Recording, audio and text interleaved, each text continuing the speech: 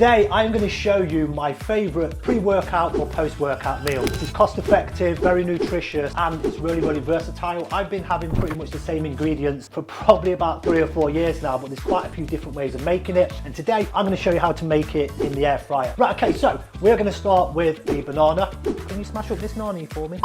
So we're going to start with a banana. We're going to smash it up. So nice and easy. Smashed up banana. We're going to add some oats, and we're going to add a teaspoon of baking powder. Then I'm going to add a scoop of whey isolate. Obviously, you could utilise any protein that you've got, but if you do like the look of this stuff, I will leave a code in the link of the description. Right, so just 1 scoop of this. And then you can either use coconut oil or almond butter, essentially something that's going to help bind the ingredients together, but it's going to slightly bump up the fats. Almond butter, 1 little teaspoon of almond butter. So you may find that you might need to add a little bit of water just to get the right consistency, like I have to here. So really simple. We just mix them all together until there's a relatively decent consistency. I'm just going to lay that out on some parchment paper. Obviously, as it's going to be going into the air fryer, you can't just pour it into the air fryer, so this parchment paper or greaseproof paper is absolutely perfect for just letting it sit on there, and then you can drop it into the air fryer quite easily.